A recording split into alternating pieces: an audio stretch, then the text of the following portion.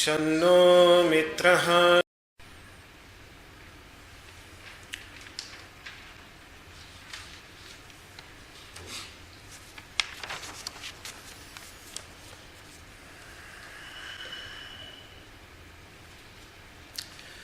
So we were studying the sixth mantra, and as part of the discussion on this mantra, we discussed jnana yoga, which means knowledge as a means to meditation, which has been referred to in this mantra through the section. If you look at the translation, all is Brahman of the Upanishads. This is the knowledge that allows a yogin of the Upanishads to go deeper into a meditative, into a contemplative state. And then the next sentence, may I not negate Brahman, which means may I lead my life in such a way which expresses my acknowledgement, my agreement, my acceptance that I believe that consciousness, that universal consciousness which is within me, resides within every living being. What is my essence? What is the essence of this limited ego, limited sense of I, is the very essence of everyone's limited sense of ego. And then, do I lead my life in such a way as I accept this truth or not? Or do I lead my life in such a way which, even though verbally I might be accepting the truth, mentally I might be accepting the truth, but it is not being expressed in the way I conduct, behave towards people. So this is why I said that this section, may I not negate Brahman, because it has that aspect from effort on the side of the practitioner, that he has to make effort, versus to what we find in the next sentence, in which the effort is on the side of the universal principle. But here the effort lies with the practitioner, and therefore this section makes us aware of the need of karma yoga. It refers to karma yoga, to perform actions in such a way that it does not distract from a meditative state, because that was originally the idea of some of the practitioners of meditation, some of the yogis. You will find, for example, a very ancient saying that karmana badhyate jantuhu, karma binds to its results. If you perform a good deed, even a good deed binds to its good result, in the sense that if we do a good deed and a good result arises, then we become attached to it. We want to possess it. We want to have it. We want to have it for ourselves. And so some kind of bondage is created by every type of action. Bad results are inescapable. They have to be suffered. They have to be. That is the whole idea of karma, which was fundamental to any spiritual tradition that arose in India. What one sows, that one reaps. This is, in simple words, the idea of karma is this, that what one sows, that's what one reaps. There was certainly also a very, very prominent philosophical system known as the Charvakas, who challenged this idea. But apart from that one out of the 12 most prominent philosophical systems of ancient India. That is the only one that challenges the idea. All others. And out of these 11, as I often say, only 3 are theists and all other are atheists. And yet, even those who don't either are agnostic or simply completely reject the idea of God, still they accept the idea of karma, the idea of action. So the point that I was making is that any type of karma leads to bondage. Karmana badhyate jantuhu vidyaya ca vimuchyate. And knowledge, wisdom leads towards freedom. Tasmat karma na kurvanti. That's why those who want to reach the other side of the ocean, they don't perform action, they simply meditate. And this is what the yogic masters, this is an idea, because somehow it seems very logical in a way, and particularly when great masters such as the Buddha speak of naishkarmya, the state of total actionlessness, the deepest state of meditation, it seems, because it's a state of actionlessness, the only way maybe to achieve it is just stop working, and then you have acquired the state of actionlessness. But it is precisely this misunderstanding that most of the yogic masters have tried to address. Krishna in the very beginning of the Bhagavad Gita, in the 3rd chapter, the moment he starts his discourse on karma yoga, the first thing that he says, that it is not by abandoning actions that a person achieves the state of actionlessness. And like this he develops. So he develops the idea that rather than not acting, not doing anything, a person has to act in such a way so that one's actions, rather than being distractions from a meditative, peaceful state, but become conducive. And that is what karma yoga basically means. That is what karma yoga means. That is what kriya yoga of Patanjali means. Though they are not the same, kriya yoga is more encompassing. It includes karma yoga as well as self-study and austerity. So kriya yoga is a more generic term, and karma yoga is one aspect of kriya yoga. So this is sort of a revision, a summary of what I spoke of in my previous session. Now, today, I want to develop this idea a little bit more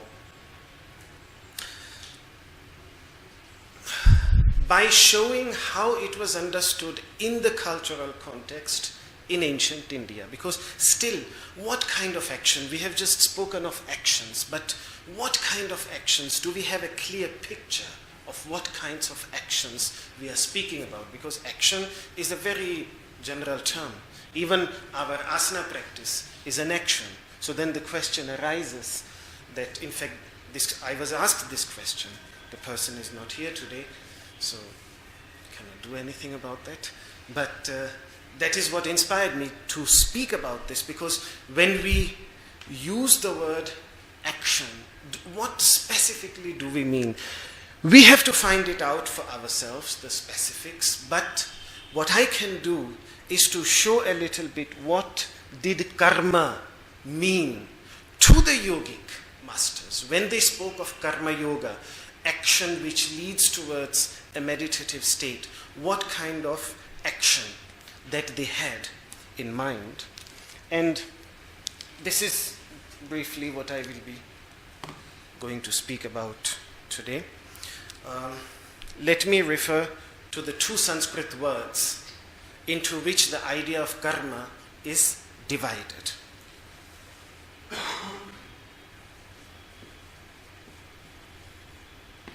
The first word is iṣṭa.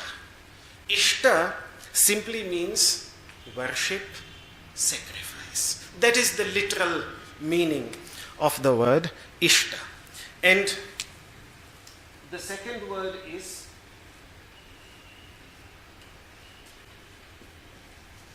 these are both two extremely ancient distinctions. You find them even in the very ancient sections.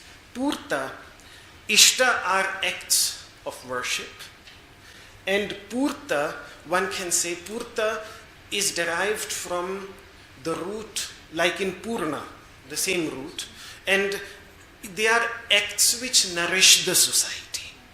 So one can say acts of worship which are more for oneself, and acts of charity. And that is how these words have in fact been explained. So iṣṭa includes worship of light in its... Now I'm speaking very much in a particular cultural context.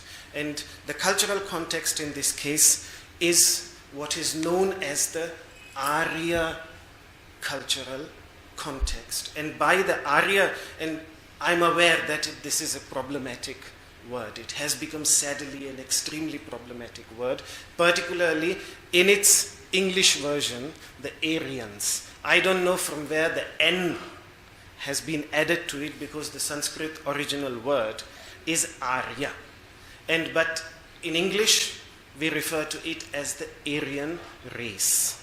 And it has, from the 18th century onwards, sadly, this word was started to be used by the anthropologists, by the historians, for a specific white-skinned race that hypothetically invaded the country, and so on and so forth. But the word Arya itself, as it is understood in India, it's an extremely universal word.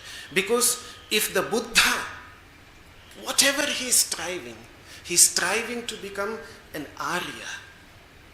For him, Arya is a great goal. If you, the Jaina, those masters who practiced extreme non-violence, what they were trying to become Arya. The traditions which worshipped the light in its three manifestations, whether in the form of the fire, whether in the form of the thunderbolt, whether in the form of the sun, they referred to them as Arya. Whether it is such traditions in India or in ancient Persia. And that's why, for example, Iran, the modern word Iran, is in fact simply a derivation of Aryana. Aryana means the land of the Aryas. So Zoroastrian traditions, of course now a lot has changed in Iran in the past 1200 years. But if you look at the ancient Zoroastrian traditions, of which we have great examples, such as, for example, Korush, who was a great Persian king and whose name, I think the only non-Jewish king that has been mentioned with respect to my knowledge in the Old Testament, in the Bible, that's his name. And they considered themselves Arya. And Arya simply means, the root Ri has the meaning, in at least in Sanskrit. Now I'm just giving the Sanskrit derivative meaning of the word Arya. Ri means to go, and any Sanskrit root which has the meaning to go also has the meaning of to understand, to know. So Arya simply means a wise person. And it was never seen as a racial identity. Otherwise, the Vedic masters would not have said that Vishwam Pranuta Aryam inspired the world to become Arya, which means to become wise, to pursue wisdom, to pursue the light of knowledge. Arya has also been explained as by some masters because it has that sense of going, approaching, literally. So it has also been explained as someone who is approached by many because of his knowledge and because of his love and compassion. That is an Arya. So, so when I'm speaking of karma yoga in this cultural context, I'm speaking of this in this context, in the Arya context. So, iṣṭa refers to worship of light. It refers to austerity. Austerity simply means to take upon oneself sometimes voluntary hardships, not to fall into too much comfort which can be harmful to oneself. That much austerity is accepted in yoga. Again, the yogic masters always say that extremes of austerity should be completely avoided. We have discussed all this in great detail when we were studying these ideas as part of the niyamas in the Yoga Sutras. Truthfulness. Leading one's life in the light of wisdom, in the light of knowledge, not in ignorance, to behave in such a way. Friendliness and welcoming to guests. Still explaining, giving the traditional explanation of the word iṣṭa. So when somebody, the word for guest in Sanskrit is a very specific word, which means someone who has arrived without announcing himself. Atithi. Atithi. Tithi means a date. Someone who, if you give a date that I will come to you on the 18th at 12:11, you are no more an atithi. In the strictest sense of the word, because you have given a date. But someone, because somehow people traveled all over the country and wherever, and this is very much still ingrained, particularly because I have traveled, if not thousands, then certainly hundreds of kilometers on foot with my father from village to village. And something that I was deeply touched by is this welcoming nature of the villagers. At least back in the 80s and 90s when I used to travel, they would open up their whole house to guests. And in such winters when we used to travel along the Ganga, completely in wilderness, sometimes we had to walk 10, 15 kilometers to reach the next village. And in the evening of when we used to reach there, there would always be some people who would say, okay, most welcome, our home is your home. Our food is your food, our bed is your bed. And it was completely selfless. It was completely selfless. There was no selfish purpose. To the extent, some of them went to the extent, they always wanted to give us the best, to the extent that if they had a one-room house, they would sleep outside with their family and make us sleep inside so that we remain warm.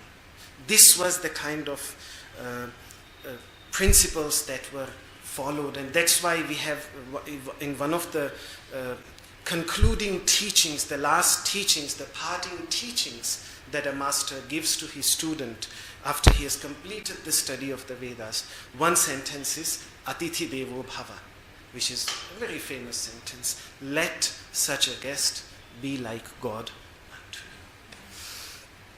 So, Aditya, that is also part of iṣṭa. And Vaishvadeva. Vaishvadeva means daily gifts of 5 kinds.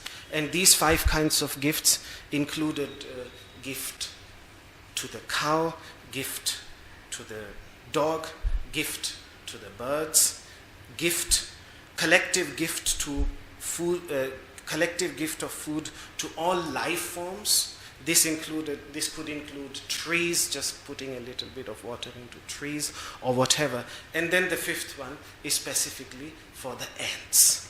And this was again, even when my father grew up, the way I grew up thanks to my father, this was very much part of our upbringing, that his mother would send him with flour wheat balls to feed the fish, or every day the first chapati, first piece of bread would be given to the cow, the second to the dog, the third one to the to the birds. And this is very much part of the culture. And I remember that when we used to have these big feedings, which we call bhandara, at least in my childhood, when still some of the saints of Rishikesh were still alive.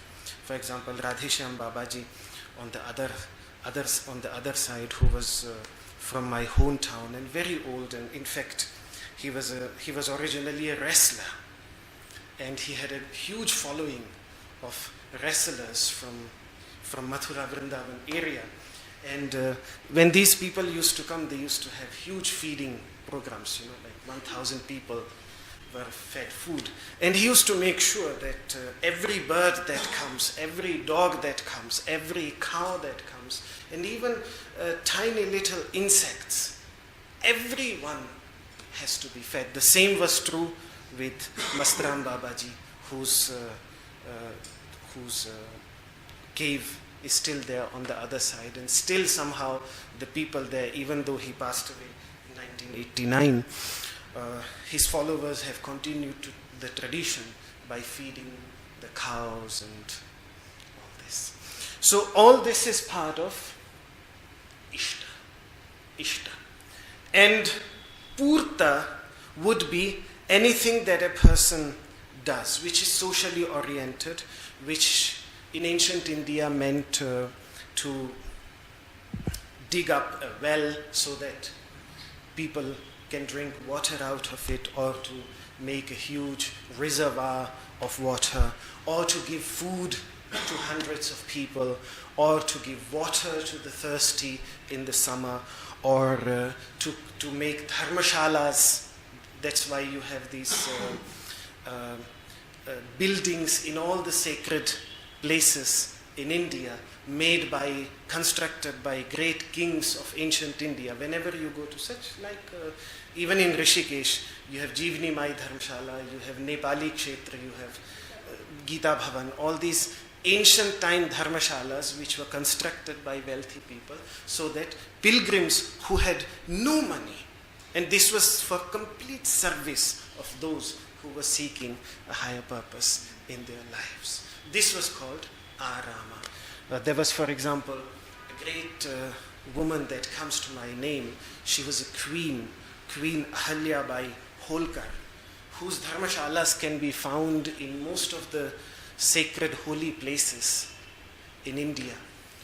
She was a great queen and a great devotee, and she constructed dharmashalas. So when, for example, when I was traveling on foot, I noticed, even though she was maybe in the 1800s, I don't remember the exact dates now of her, but she was in the late 1800s. And she not only reconstructed various temples which were in a dilapidated condition, but she constructed places to stay for poor pilgrims, ghats so that they can take bath in the holy river. Staircases were constructed by her, not in one place, but all over India, even though she was the queen of just one small kingdom. I like her very, very much because and I don't like to make political statements, but in this case I'm making one. There is this mosque and temple of Shiva in one place in Benares, and that has always been a problem. Vishwanatha temple. And it was originally a Shiva temple, was destroyed, made into a mosque 15th, 16th century. And then it was her father-in-law who was the king before her, because her husband died very early, so she became the queen after her father-in-law, because her husband was supposed to become the king, but he didn't survive. So she became the queen. So he had decreed, in fact, the total destruction of this mosque back then, because he was the king. So he decreed the total destruction of that mosque, and instead a temple was supposed to be built. And then when she became the queen, she said, how can I do this? It's a place of worship for some, but it's still a place of worship for some what we consider others, but still that should be respected. So what then she said, rather than destroying what is already there, let me just follow his dream by constructing a temple next to it. And so she constructed, hoping that this would resolve the issue, but the limitation of people's minds is such that even such an act could not resolve the issue. But at least she had that deep. That's what I like about her, and that's why for me she's a great ideal. But how did I discover her? Simply because I stayed in one of her dharmashalas in several places, in several parts of India when I was traveling with my father. And then I thought, who is this lady? Everywhere in so many different parts of India, there are dharmashalas after her name. And then I discovered her. Otherwise, we don't even mention such great people. So, all that would come under pūrta. So, when we speak of karma, the masters have these two. Now, these two are very noble deeds, but they can be performed for a specific end. Maybe a king for a great name, maybe for wealth, maybe for success, whatever the reason might be. If there is a purpose in worldly terms, which a person committing them, performing them, has in mind, then they are karma. They are shubha karma. They are good karmas. Shubha means radiant actions. Actions which lead towards a sattvika, a radiant state of mind. They might be called punya karmas, which means karmas which lead towards inner purity. But they cannot be called karma yoga. If a worldly purpose still lies there, now someone like Ahalyabai Holkar, just taking her example because I was talking about her, she will have to ask herself that did she do all this simply so that she becomes known to thousands and thousands of pilgrims? If that was her purpose, then it's nice karma, but not karma yoga. Karma yoga becomes only when even the result is not enjoyed, but the result is given back to the society as well. So, in her case, obviously she did not want to derive wealth from it. So in her case it was karma yoga. But just giving an example that when we do such noble deeds, a person has to ask the question that what is the purpose? Am I performing charity so that I have more money? No, then not. But if it's with the pure intention of removing suffering, if the genuine intention is to bring happiness into someone's life, to reduce suffering in someone's life, then such action becomes karma yoga. So then it becomes a method of cultivating a meditative state of mind when there is no selfish purpose. Usually the word selfless action is used. That's why we use the word selfless action. But what I have seen is that the moment we use the word selfless action, the question comes, how can an action be selfless? So that's why the better way to understand it is an action which is not performed for a selfish purpose. In that sense, selfless. Otherwise, a sense of self is there. Even in iṣṭa, in worship, which might seem a little bit religious, and that's why, even in that, it all revolves around, first of all, it revolves around worshipping the light, meditating, a very active meditation on light, completely being focused on light and its properties, so it allows us to meditate on light, first thing. And the second thing, all these worship rituals, if you look at, and if they are done with understanding, of course, if you don't do them with understanding, then it's a different issue. The whole country is performing them svāhā, svāhā, svāhā. You hear this word thousands of times on the other side in the evening when they throw offerings into the fire. Today, everybody has forgotten most of the mantras, but this one mantra everybody remembers. And many times when priests don't know which mantras to recite, they just make everybody to throw into the fire with svāhā. And yet, none of them, sadly, understands what svāhā really means, because even this mantra itself is an extremely beautiful mantra. It simply means, this is what my inner voice said. This is what my essential nature said. The story goes how this word svāhā came into existence is that when the primordial man hesitated in giving, in offering, he asked this question that, should I give it or should I not give it? There is always, when you give something, then there is always, because you are attached. They are the results of your hard work. Maybe if it's a lottery result, maybe not. But if it's the result of your hard work, 1 month of hard work, then should I give it? Should I not give it? What should I do? Should I do? And then that voice came from within, give it. And then he said that it is my own greatness, it is my own dignity, it is the dignity and the greatness within my heart that has spoken to me. That is what svāhā. Sva means one's essential nature, and aha means spoken. So it reminds us that our essential nature wants to bring happiness into the lives of all beings, and that's why it encourages us to share with others. That is, and this is not a meaning that I have made up. This is a meaning that has been given to this word in the most ancient sections of the Vedas. So, and this is precisely the word that we use every time we make an offering. And sometimes we add 3 more words in Sanskrit to it. Now I'm speaking of, again, iṣṭa, just to remind you that we are speaking of this, iṣṭa.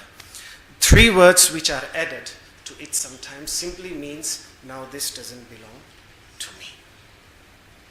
Svāhā, my greatness has spoken, this does not belong to me. I have no sense of possession left in me towards this object. It is given, completely given. So the idea even there is to, the masters often say that a child wants to grasp everything. A child, and we never really grow up from this tendency. We always want to grasp everything. And yet the fact which even Alexander, I don't know if it's true, but there is a story that when he passed away on his way back from India, and he had met some of the great mystics of India, of which there are beautiful descriptions by the historians of his time, his encounters with these wise individuals. And when he was on his way back, before he passed away, it is said that he made this wish that make sure that my hands are not hidden in the, not coffin, but that white shroud, yes, shroud, yes. Let my hands not be covered by the shroud, so that everybody can see that when Alexander left, he left empty-handed. So there is this tendency of always grasping, but the ultimate truth is that one has to leave empty-handed. So why not develop this tendency in one's life not to grasp, not to possess? That is the idea also behind the 5th yama, aparigraha, because graha means to hold, and pari means that is from all sides, from all sides, want to hold. And aparigraha is the absence of that. So already these very basic rituals of light worship, which have been common to, I think, most ancient cultures, where light, external light, was worshipped and meditated upon as a symbol to this inner light of consciousness, and then gives us the opportunity to speak about this inner consciousness in terms of light and understand it. So even there, from the very beginning, this tendency to possess is reduced. That is, even of what you can call the religious aspect. There is no word for religion in Sanskrit language. This concept even doesn't exist in Sanskrit idea, religion itself. But what seems similar to what we understand by religion, even that reduces this tendency of grasping everything. It's all about that. So, when we speak of karma yoga, all these types of actions that were very much part of the culture that in which the yogic masters grew up. So when they were speaking of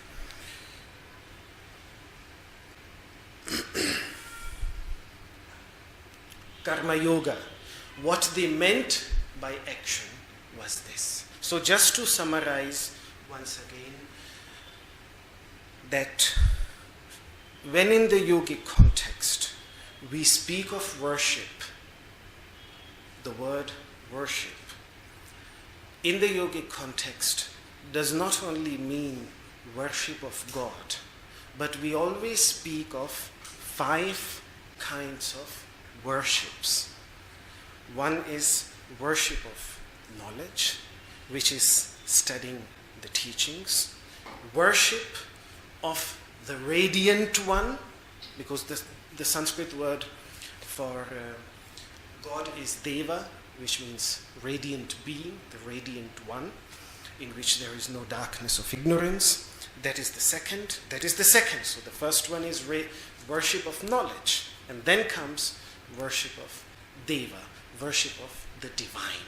I think divine is the closest word to Deva. It sounds similar. It has the same basic Indo-European root, div, which means to radiate light, to emanate light. So divine has that same significance like Deva in it. So worship of wisdom, worship of the divine.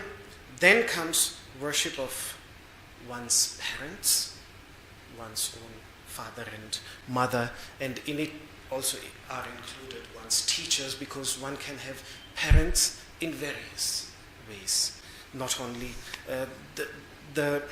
in Sanskrit we have 2 different words. One is pitri, which is the same like father in English, pitar, father. It simply means someone who protects. It simply means someone who protects. How would you call?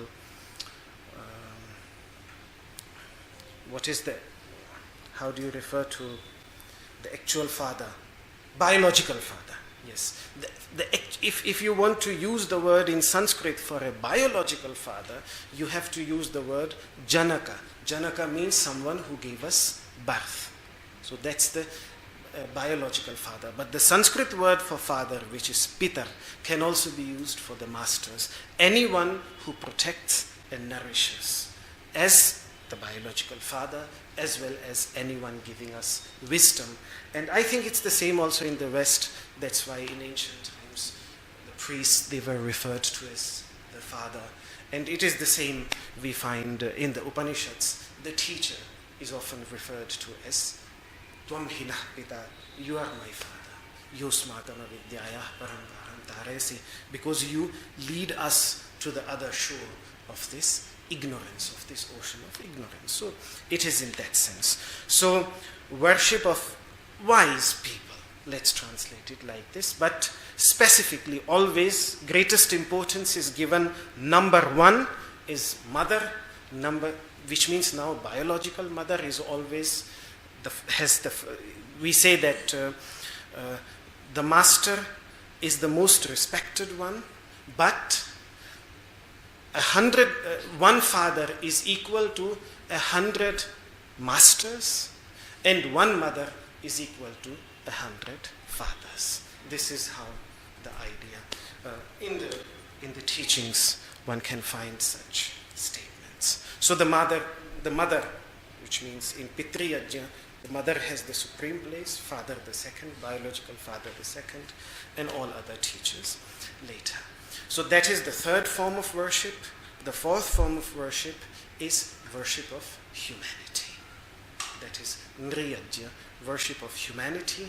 And the fifth worship is worship of all living beings, which means worship of the divine as it is in the heart of the human beings, and then ultimately worship of the divine as it is present in the hearts of all living beings. And somehow the goal of the ancient masters from extreme antiquity has always been to include a little bit of these 5 types of worships in everyday life. So a little bit of study, a little bit of meditating on light, a little bit of serving one's seniors, a little bit of serving humanity selflessly, and a little bit of serving even all other creatures. So that is, these 5 types of worships were considered something that should be done on a daily basis. When again these are done for a selfish purpose, they are noble deeds. If they are done for a selfless purpose, simply for inner purification, simply for getting rid of the impurities, the agitating thoughts, then they become karma yoga. Then they are referred to as karma yoga, as actions that lead towards a meditative state. So with this, I think this discussion on karma yoga is over. Now the next section is about bhakti yoga, is about devotion, is about love. Somehow already in these actions, love is present. Either love is present if you do it from your heart, and the opposite is also true, that if somebody just starts doing these acts out of a sense of duty, slowly and slowly love towards these beings is developed. So like this, that's why then the next step is to strengthen that love for all beings within one's heart. That is the next step of bhakti yoga. Any questions? Any further clarifications? That yes. So the lines that relate to karma yoga are Is still, may I not negate brahman. Just this much. Just this much. I've still not. And so how then does karma yoga relate to this? I mean, I understand everything Yes. you said about karma yoga. Yes. But how is it? Yes. I don't understand how, if I read this line, How is I it don't related? understand How it is related? Yes, because I can believe you, but there's a difference between my believing. understanding and having faith in what you're saying. certainly don't accept it because I've said it. Yeah, basically that's what I'm saying.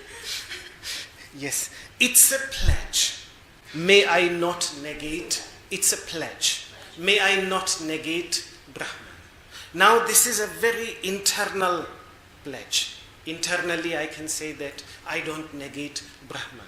But the question that is asked, how does someone know, and how do I know that internally I might be saying, yes, everything is Brahman, and I'm saying that again and again, but if my life is not in accordance to that pledge, if in my life I am behaving, so the connection lies between the faith and how I behave, how I act. The idea is that if I really believe this, then I should act accordingly. Because I do act what I believe in. But if my acts don't show that I believe this, then my belief is just mental in nature. Then within myself I might be saying that yes, everything is Brahman, fine. But in my behavior, if I'm shouting, in the sense if I'm being angry with someone, if I'm hating a particular community, if I'm committing violence and inflicting suffering on someone, then I have not acted in accordance to this pledge that I have made, that everything is Brahman. I cannot inflict suffering on someone and at the same time see that person as Brahman. This doesn't work. Brahman is my very essential nature. I cannot inflict suffering on someone if I see my essential nature within someone, if I see that being deeply interconnected to myself, then I cannot inflict suffering on such a person. If I do, then it means that there is some problem with my understanding. And that is one connection between karma yoga and this pledge. Yes, that's precisely. May I not negate Brahman to my actions. And the second reason also why this is connected to karma yoga versus the next sentence. In the next sentence, the person is completely dependent on Brahman, which is the devotional aspect. And in this, he is making the effort. May I not negate, which means may I make the effort to not negate. And that is karma yoga. That is the very active approach. And once we have performed the greatest effort, then we leave it in the hands of what, let's call it, Mother Nature, the Divine Mother, whatever we want to call it. But there is an energy at work which makes everything possible, which has created everything that is around us. That essence. Then it goes into that part. And that is the devotional aspect. But here, even before that devotion, even before this faith has evolved, still one has to make effort on their level. And so this is still very self-centered. We have a limited understanding of ourselves and we have this sense of doership, and that's why I have to make that effort not to negate Brahman. And yes, I think in my previous session I also explained what does becoming Brahman mean. And there I explained what does becoming Brahman mean.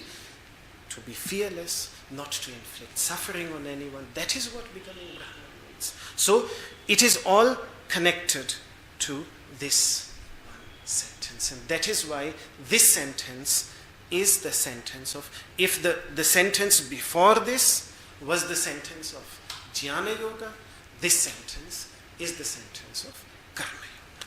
And the next sentence is the sentence of, in which there is total humbleness.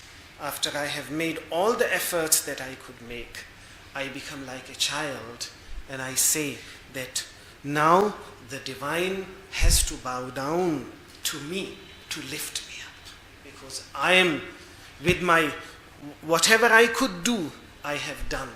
But we are all limited beings. We have tremendous limitations.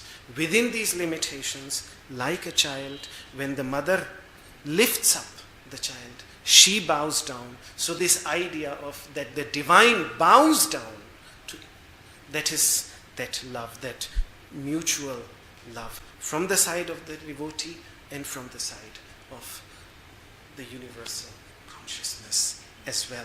This relationship, this mutual love of both of the, you can call it the divine mother and her child, the individual human being, their mutual love. That is what bhakti then is about. So that pledge, because these pledges are essential pledges to acquire peace in one's life, and that is the pledge that refers to bhakti. So hopefully the connection. I think, may I not negate Brahman through my actions. That is ultimately, because that is where it is the most difficult. May I not negate Brahman where? In my thoughts, words, and deeds. On all the three levels. Because always everything is on the three levels. Action is performed not only through our hands, but also speech is an action. Also every thought is the result of an action that I've performed. So there are different levels of action. So, but it is easily said that in my thoughts I don't negate. It is also easy to do that in my actions, in my words I don't, but in actions it is, we really can see whether Brahman is being negated or not. Every time we flare up due to anger, we have forgotten. We have forgotten Brahman. Completely forgotten. If the anger is just simply to help someone, it's a different story. But this, somebody from outside can never judge. The individual has to judge for himself. Is this anger just a play? Is it just a helping hand? Then it's a different story. But if it's genuine anger, genuine hatred, genuine irritation, then there is still a problem. Then he's still a sadhaka. He's still nothing to worry about. It's just that he could not maintain the posture and fell back. Fine, so he has to try again. Like this, we have to continue to try. That's all. Nothing to be upset, nothing to feel guilty. It's just that it reminds us that we are still not, but very much on the ground. Yes. There is any connection between the pūrta and pūrta? No. Because pūrti, yes. No, pūrta and pūrti are basically the same. It's just masculine and feminine words. Yes. No, putra has no connection. No. Putra has no connection. Yeah. They were. No. That comes from the Mahabharata serial. Because in Mahabharata serial, the wife, she refers to, the queen refers to her husband as Aryaputra. Yeah. No. Arya was anybody who, a king was supposed to be an Arya, but there were also Anarya kings. Non-Arya kings which were inflicting suffering on their society, they were Anarya kings. So simply because you are a king, you become an Arya, it's not the same. The idea was that a king should be an Arya, and anybody else, everybody else should be. But out of respect, because Arya was such a great designation, sometimes their subjects refer to them as Arya. That's a different thing. Just listen to some of the speeches that people give when the Prime Minister or even the Chief Minister is around on the dais. All the adjectives that they use, it's in the same way. So, but Arya has nothing to do with kings. No. Arya can be anybody. The Buddha was no king, yet he is an Arya. The poorest of the poor can be an Arya if he follows this path of righteousness. Yes. When we choose to practice meditation, practice yoga, can it count under worship of the divine or the radiant, or where does it come? Yes. What is the place of yoga in it?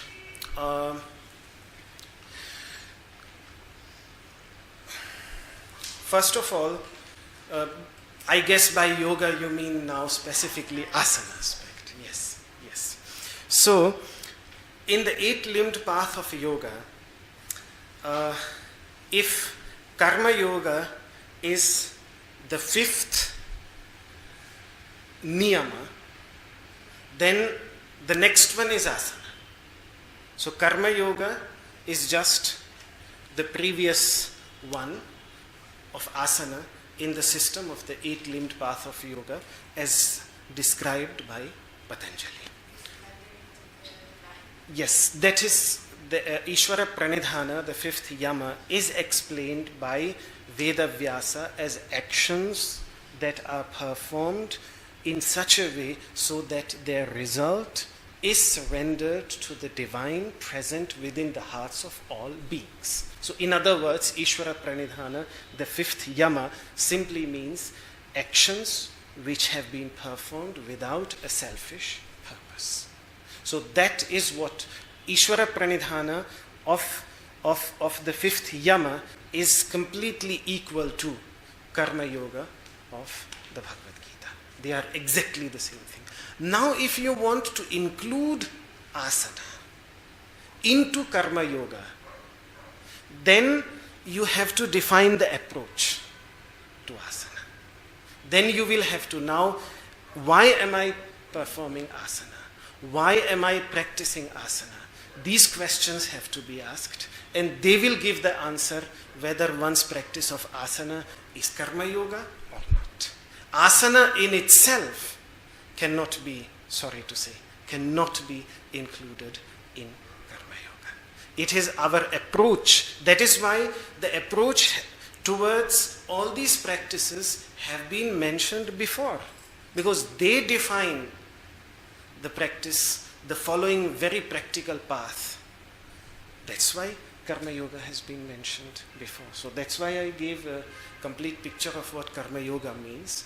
Now the blanks can be filled up with anything, whether it is asana, whether it is anything else. It is the approach that we have towards it. If we practice asana simply so that we can make a lot of money, we can become very famous, we can accumulate a lot of wealth, build up, drive the most expensive cars, then it is asana, but not karma yoga. It will become karma yoga if the drive there, at least slowly and slowly, becomes to bring happiness into, and that can be done in hundreds of ways through asana. So the one thing, because when I spoke of iṣṭa, I spoke of austerity. You remember? Voluntary hardship as part of that. So what one could say, because the yogic masters tend to say that the discomfort, the pain and suffering that one experiences in the practice of asana and pranayama is also called tapas, austerity, and it leads to inner purification. So that would be a second part of including. But again, it's the reason for which we are accepting that suffering on ourselves. What is the purpose? There were also the great demon kings, Ravana, also performed tremendous austerity in the Himalayan mountains. He, near Kailash, the sacred mountain, he performed the greatest austerity. But what did he become? Because the purpose of that austerity, even though like all the rishis, all the great saints and sages, he also performed austerity. He was no less in his austerity than all those other great saints and sages. But what made him the king of demons? Because the result he used to inflict suffering on others, to accumulate wealth, to take away the wealth of poor people.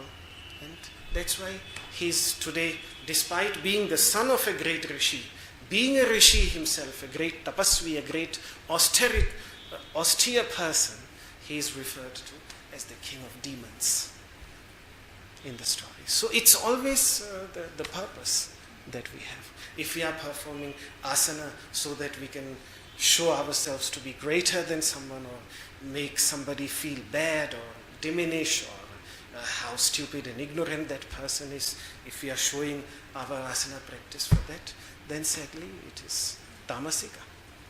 Then it is completely tamasika. So what we do with it, that is what matters.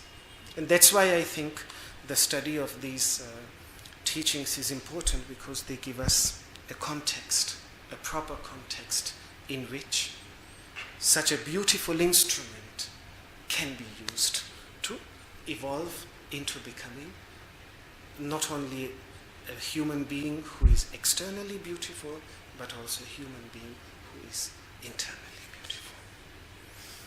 Please. So the four yogas, if we take karma yoga in isolation, so is it possible to reach nirākuryām samadhi or kevalya through? That is a question that has been repeatedly asked, and for example, one of the statements that Sri Krishna makes in the 3rd chapter is that karmana eva, only through karmana eva hi sansiddhim asthitaha janakadeha. Janaka etc.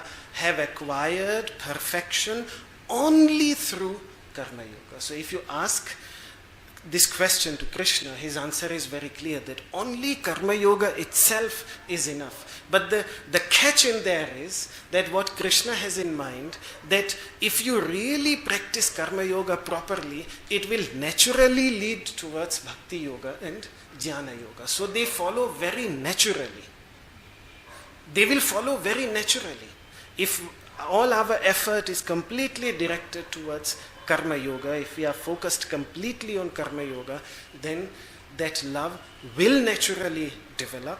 And when that universal love naturally develops, deep insights will come naturally. And that's his purpose, because for him, karma yoga is the most important, and because it's the means, it's the very means. One cannot make oneself to fall in love. Love comes very naturally. Also, one has to grow into wisdom. It's a very gradual process. It's like opening of a flower. You cannot force a flower to open up. If you force the flower to open up, you destroy it. But karma yoga is something that we can really do.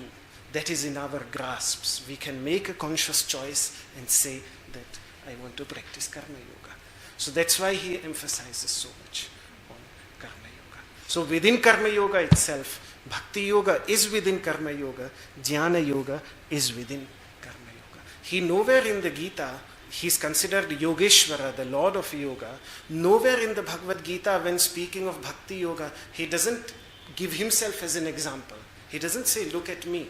Or in jnana yoga, he doesn't say, look at me. But in karma yoga, he says to Arjuna, look at me. All I'm doing is karma yoga. That's all. Look at me. Even though I have nothing to achieve, I don't want anything in this world. I have no selfish purpose. Whatever I am doing is just for others. And yet I work ceaselessly, extremely hardly for the betterment of the society. So he speaks of himself only in the context of karma yoga. This is how much emphasis he has given to karma yoga in the Gita. So for him, it's really the central idea of spirituality. Without jnana, karma yoga would be egoic. Yes, that's why I said that it evolves into the deeper stages, and again, to be able to practice karma yoga properly, some knowledge is required, some understanding is required, some love is required, which then gets strengthened and deepened through karma yoga. Both. Yes. Karma yoga is really the very central practice of the Bhagavad Gita, of most of the yogic texts. Any other? Yes? It looks like the main idea of karma yoga is trying to not grasp the reality. It's trying to see through the world of Maya. Yes. And it's easy to see that you're grasping reality when you are doing like a conventionally bad action. being selfish. But when you are doing a conventionally good action, you're still being like confused with Maya, because you're still seeing like there is a self, there is another, there is this thing that is good and is bad, and I try to understand it, and so I'm doing this action. So it looks like a proper karma action is when it's entirely spontaneous, like when there is no kind of goal, not even conventional good or conventionally bad. So why we put this focus on the good action? Because the conventional good action is still by making you in this reality, in this world of Maya. So can we have more concrete example? Can we speak of a more concrete example? Because I sort of understand what. If there is someone who is hungry, suffering, and I have 10 apples. I have 10 apples. apples. Yes. And I say, okay, there is a me, there is a you. I try to understand that there is suffering. I'm going to give you this apple because I want to save you. But by saying I want to save you, there is this like misidentification of with a me, with a you. I try to like there are a different subject, a different object. Yes. In the same way, if you're selling apples. Yes. And I am hungry, and I go and take one. Yes. But without thinking, just by I don't see a me, I don't see a you, I don't see even like private property. So I just take one. It's a karma action because it's without a purpose. It's just entirely spontaneous. So then it's hard for me to see why a good action is a karma action, because it's still being sometimes with a purpose. It can be a good purpose, but still, it's the line that I have always like. It's always hard to. I think I'm still not very clear about the example that you gave, because on one side it was giving and on the other hand it was taking. So taking would be if that belongs to someone else and I take it without asking that person. It amounts little bit to taking someone else's possession without their permission. So that in the action, apparently is what I see. For being karma action, it depends not so much in the action itself, but what is in my mind when I am performing the action. Okay. So if you were obviously you were not there in the previous session. You were there? Yes, some. Okay. Because in the exact previous one, when I spoke of the different stages of karma yoga, I said that first of all it is selfless action, in which one reduces the attachment to its results. The second level then, which we add to it, is for the betterment of society. And the third level of karma yoga is even to give up this sense of doership, that I'm doing it, I'm doing this good deed, I'm helping. Because if this tendency of helping and I'm doing, then we are again using karma yoga. That's exactly what you are pointing at, in my understanding. The last trap that is there in karma yoga, that it again strengthens if we are not wise enough. What is a trap? A trap is something that if you don't know that it is there, you fall into it. So, but this doesn't mean that we avoid the path altogether. We just have to be aware that this trap is there and we don't have to fall in it. So that is the third level of karma yoga, the deepest level of karma yoga, in which even the sense of doership, that I'm doing it. Who am I to do it?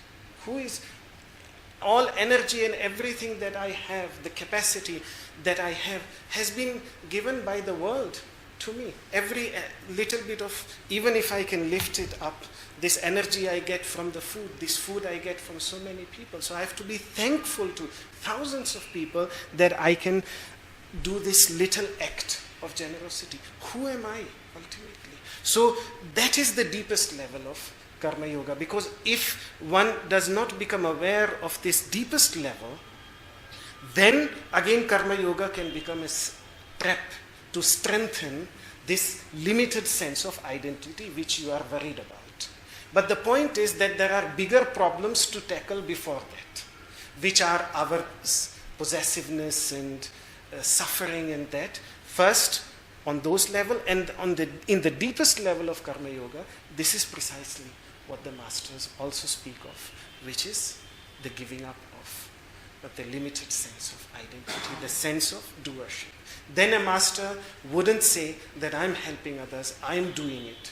It's just happening through me. That's all. And naturally happening. I mean, when I remember, for example, I talked about Mastram Baba, everybody was being fed around him. He did not make an effort. He was just there. Effortlessly, this was happening. He was not even taking the credit and going to everyone and saying that I'm doing it. Nowhere was his name written in big that Mastram Babaji is doing. He was not even doing it. People were doing it through him. That's all. And he was just the person there who inspired. Like the sun who doesn't wake up anyone, but the whole world wakes up because the person is present. The love inspires. So I guess that is sort of what you were... We could see like yes. a conventionally good action. Yes. Even when it can be a little bit of akarma, Which then again, as a way of teach us. Yes. Like, to a Yes. further goal. Exactly. And that is why Krishna greatly develops the idea of karma, action, non-action, wrong action, and the way he turns them around. Action is non-action, non-action is actually action. This is in precisely to tackle these problems. But he addresses. But it's a tool. Every tool can be misused. You can use a knife to cut your own hand. But to use it wisely means to use it in such a way so that you don't cut your hand. So, let us conclude the prayer for universal well-being.